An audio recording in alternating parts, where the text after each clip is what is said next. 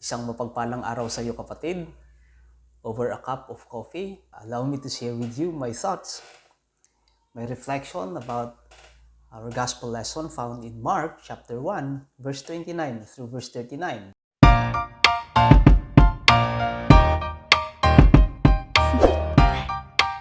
Do you want to know? Verse 39.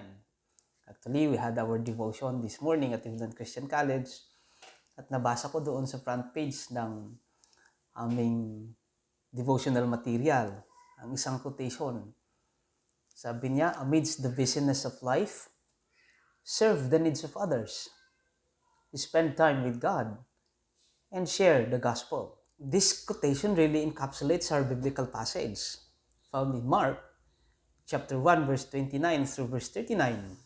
Sa kabila man ng mga napakaraming mga gawain, napakaraming mga ministeryo, napakaraming iba't ibang mga kapahayagan ng paglilingkod, we find time to serve others, we find time to spend time with God, and we also find time to share the gospel.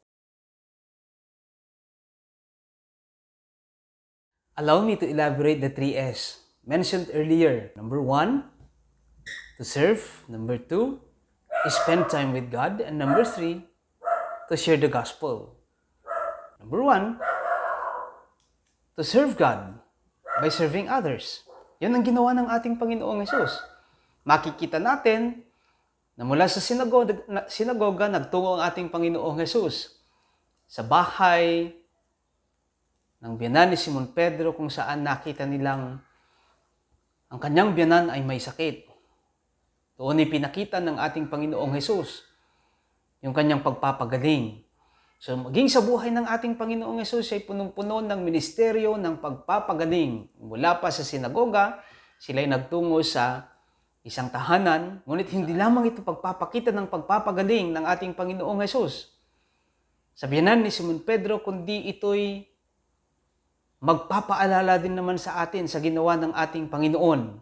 This actually reminds us of the theology from above, and that is incarnation.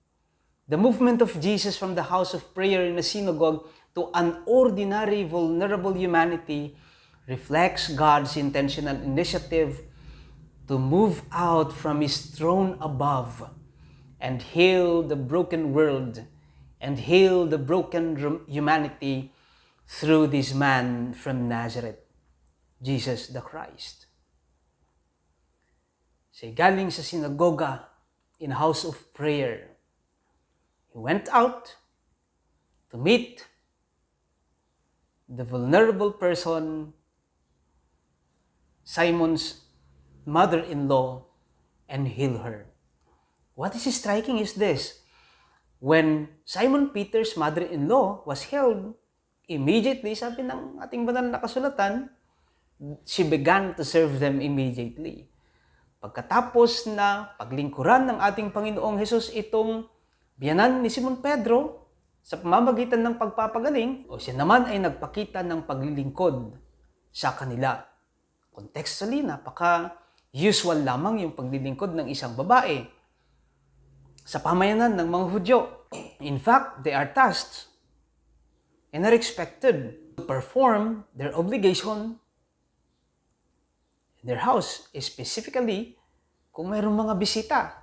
Kailangan nilang paglingkuran yung kanilang mga bisita.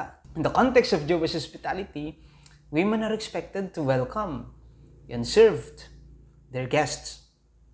The women are culturally trained and traditionally conditioned to serve their guests. Kung kaya't ang ginawa ng biyanan ni Simon Pedro ay isang pagpapakita lamang ng paglilingkod ng isang babae na kanilang ginagampanan sa kanilang tahanan. Ngunit ang ginawa ng ating Panginoong Hesus ay tunay na larawan o kapahayagan ng paglilingkod. Jesus' compassionate healing manifests His concern for the people who had been disabled by physical infirmities.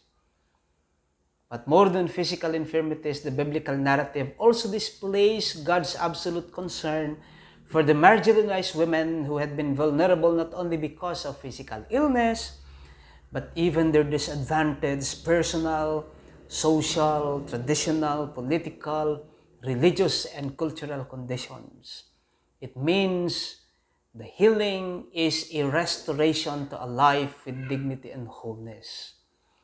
Hindi lamang pagpapagaling sa kanyang pisikal na pangangatawan, kundi isang pagpapagaling na magdadala sa mga kababaihan, lalo tigit sa biyanan ni Simon Pedro ng kanilang dignidad.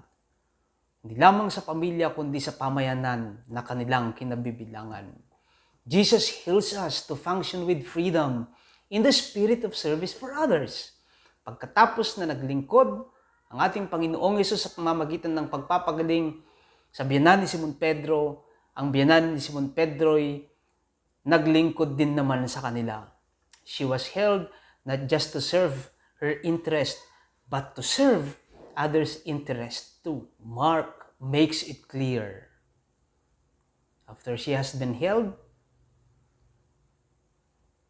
she began to serve them immediately. Isang tunay na kapahayagan ng paglilingkod. Pagkatapos tayong pinaglingkuran ng Diyos sa pamamagitan ng pagsugo ng kanyang anak,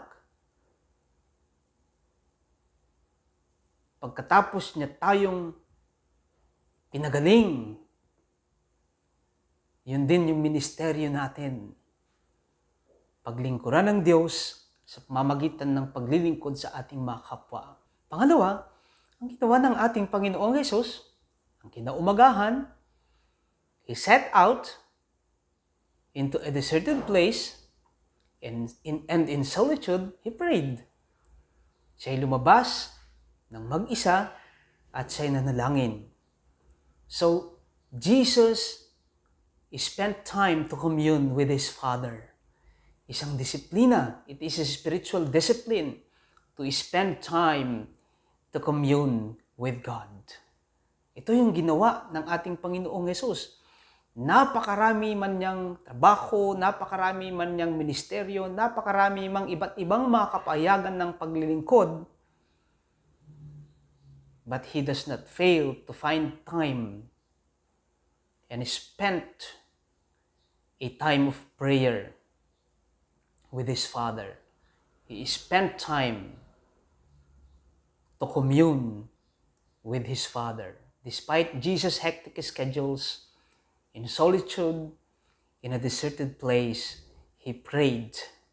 And it remains an essential spiritual discipline. Napakarami man nating mga ginagawa sa buhay, napakarami mang mga trabaho na ipinagkatiwala sa atin. Ngunit, kailangan din nating maglaan ng oras sa ating pakikipag-usap sa ating Panginoon. Like Jesus, in His human nature, He spent time to communicate and commune with His Father. And lastly, number 3 is to share the gospel. Sabi ng masumpungan ng kanyang mga alagad, ang ating Panginoong Hesus, napakaraming mga tao naghahanap sa iyo. Napakaraming gustong magpagamot sa iyo. Ngunit ano ang sinabi ng ating Panginoong Hesus?